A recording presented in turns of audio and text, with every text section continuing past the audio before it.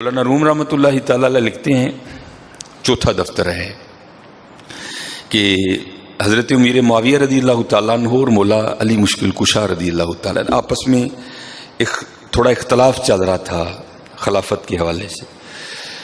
تو امام حسن رضی اللہ تعالیٰ عنہ گزر رہے تھے تو راستے میں یہ مجنوں بیٹھا تھا، کیونکہ یہ مجنوں پہلے مجنوں نہیں تھا، یہ اس کے بعد مجنوں بنا.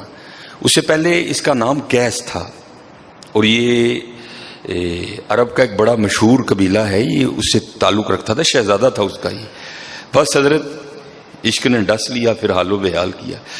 تو لکھا ہے کہ امام صاحب نہ گزر رہے تھے، یہ بیٹھا تھا خود پہ ریت پھینک رہا تھا، کیونکہ عشق تے آتش دوہیں برابر اگے حضرت میری ساڑ چھڑ دا ککھ نہیں چھڑدا.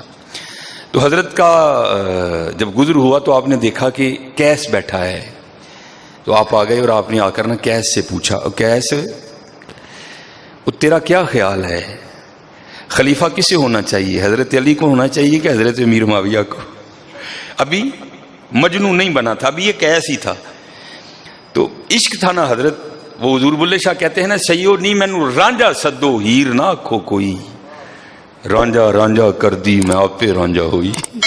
اس کو کیا کچھ یاد رہا تھا، وہ خاموش رہا. امام نے پھر اپنا سوال دہرایا. آپ نے فرمایا قیس میں تجھ سے پوچھ رہا ہوں، خلیفہ حضرت علی کو ہونا چاہیے یا حضرت امیر معاویہ کو؟ تو آگے سے قیس جواب کیا دیتا ہے، حضرت نہ تے خلیفہ حضرت علی نے ہونا چاہیے تھا نا حضرت امیر معاویہ نے. تو آپ نے فرمایا پھر تیرے خیال سے خلیفہ کسے ہونا چاہیے؟ تو کردہ حضور خلیفہ تو میری لیلا نے ہونا چاہیے تھا. وہاں پھر حضرت نے فرمایا تھا انت مجنون، تو دیوانہ ہو گیا. وہ عشق نے تیرا یہ حال کر دیا، نہ تجھے حضرت علی یاد، نہ تجھے حضرت معاویہ یاد رہ گئی، تو صرف لیلا یاد رہ گئی. یہ سب سے پہلے امام حسن رضی اللہ تعالیٰ عنہ کی زبان سے نکلا تھا انت مجنون، اور تو دیوانہ ہے. ایسا مقبول ہوا کہ ایس کسی کو یاد ہی نہیں رہ گیا تو مجنون یاد رہ گیا ہے. اب مولانا روم لکھتے ہیں، آپ فرماتے ہیں یار اگر عشق لیلا یہ رنگ پیدا کر سکتی ہے تو پھر حضور کا عشق کیا رنگ لائے گا یار، پھر عشق حقیقی کیا باغ آباد کرے گا. اس لیے میرے دوستو اپنا وقت ضائع نہ کرو، لاؤ لو حضرت. تو حکیم صاحب رحمۃ اللہ تعالی علیہ پڑھا کرتے تھے نا، جب تک چلے خوب چلائیں وہ سائے اپنے دی یاری. چلا بھائی کیوں نہیں چلا، چلا یار اللہ کری ڈانٹ ٹوٹ جانا تو کورے جا پڑنے، کیوں نہیں چلا کیڑے یار لگ گیا ہے. جب تک چلے او خوب چلائی او سائے اپنے دی یاری، او لا سٹ پا جنجال والے تے لائے اللہ نل یاری. لا یاری لاؤ حضرت جی لاؤ. بعد دی گل ہے لاؤن والے تے آ جائیے نا، لگنی نہ لگنی مقدراں دیا کھیڈاں نے حضرت، کم از کم لا والے تے آئیے نا حضرت، لاؤن والے تے آئیے نا حضرت. اور یہ حضرت سلطان ابراہیم بن ادہم رحمۃ اللہ تعالی، ہم تو حضرت بہت پیچھے رہ گئے ہیں.